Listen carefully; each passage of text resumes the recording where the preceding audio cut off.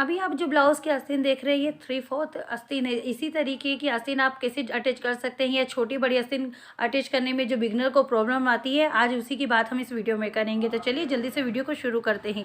Hi guys, fashion academy में आपका स्वागत है और चलिए जल्दी से वीडियो को शुरू करते हैं। तो देखिए, ये पिछले पार्ट में हमने आपके साथ शेयर किया था कि बिल्कुल कम बजट में आप कपड़े को किस तरीके से छोटे छोटे टुकड़े को जोड़कर आप अपने लंबे आस्तीन बना सकते हैं। और अब इस तरीके से हमें मेन हमारा फ्रंट और बैक अटैच कर लेना है और आपको शोल्डर का ध्यान रखना है कि शोल्डर बिल्कुल प्रॉपर अटैच हो, क्योंकि जब हम आस्तीन लगाएंगे उसके बाद हमें ज़्यादा मेहनत हो जाएगी अगर हमारा शोल्डर ठीक से नहीं जुड़ा होगा तो अब यहाँ हमें दोनों जो आस्तीन है वो रख लेना है। और यहाँ आपको दिखा रहे हैं हम कि हमने जहाँ पर जॉइंट लगाया था तो एक दोनों आस्तीन में आया था थोड़ा थोड़ा जॉइंट। मैंने 4 इंच की ली थी, लेकिन मुझे ज़रूरत सिर्फ 1.25 इंच या आधा इंच का ही था। अभी देखिए, इस तरीके से हमें गहराई देखना है कि हमारे आस्तीन की गहराई किस तरफ आ रही है। जब इस तरीके से आप फोल्ड करते हैं तो ब्लाउज़ की गहराई पता चलती है। तो देखिए, और जो आप पीछे देखेंगे तो जॉइंट पीछे नहीं दिख रहा, क्योंकि हमने वहाँ अस्तर लगा दिया है। और इस तरीके से आप भी अस्तर लगा देंगे तो इजीली आप किसी भी साइज़ की लंबी आस्तीन बना सकेंगे। हेवी साइज़ हुआ, नॉर्मल साइज़ हुआ, कम कपड़े में आपका बन जाएगा। अब बात करते हैं अटैच की। तो इस तरीके से आस्तीन को रखिए आप। जो गहराई वाला साइड है उसको आगे रखना है फ्रंट वाले हिस्से में, और बैक में कम गहराई वाला रखना है। और इस तरीके से आपको चौक से निशान लगा देना है।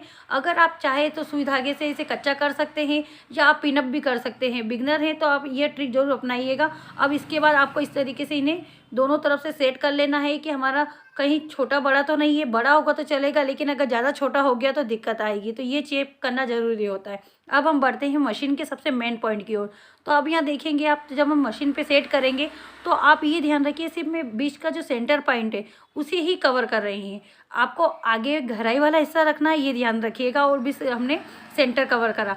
अब हमेशा आपको ये ध्यान रखना है कि सेंटर कवर करने के बाद आपको आस्तीन चाहे छोटी हो बड़ी हो इस तरीके से चेक कर लेना है। अगर थोड़ा बड़ा हुआ तो हम बाद में कट कर सकते हैं, लेकिन अगर छोटा हुआ तो उसी वक्त हमें वापस से ब्लाउज़ के में जाना होता है कि वहाँ क्या प्रॉब्लम हो रही है। तो इस तरीके से आगे आधे हिस्से को हम सिलाई लगा लेंगे 2 पार्ट में करके। अब चाहे तो यहाँ पर भी आप पिनअप कर सकते हैं, मैं सीधी आपको मशीन पे दिखा रही हूँ। और जो हमारा टुकड़ा हमने एक्स्ट्रा लगाया था आप देख सकते हैं आधा इंच मेरे ब्लाउज़ में आ रहा है, और बाकी जो एक्स्ट्रा था वो पार्ट हम कट कर देंगे। तो अब यहाँ वापस से हम सिलाई मशीन पे गए हैं और जहाँ सेंटर पे हमने सिलाई लगाई थी अब उसके पीछे वाला पार्ट, यानी 2 हिस्सों में आपको बांटना है। आधे हिस्से में आपको इस तरीके से अटैच कर लेना है, और ना कपड़े को आपको खींचना है ना आस्तीन को खींचना है, ये ध्यान रखिएगा। और ये घड़चोला जो साड़ी है इसका कपड़ा हुआ, मोज़ का कपड़ा हुआ, काफ़ी डिफ़िकल्ट होता है, लूज़ हो ही जाता है, लेकिन इसका आपको ध्यान रखना है। अब जो एक हिस्से में हमने लगा लिया, दूसरे हिस्से में भी हमें इसी तरीके से अटैच कर लेना है। जब आप बिगनर रहेंगे और इस तरीके से आस्तीन अटैच करेंगे तो आसानी से हो जाएगी। तो ये देखिए, हमने आस्तीन अटैच कर ली है, और जो हम फिटिंग की सिलाई लगाएंगे तो कुछ इस तरीके से हमारी आस्तीन रेडी हो जाती है। तो आशा करते हैं अभी हमने आपके साथ जो शेयर किया है आपको ट्रिक समझ में आई होगी।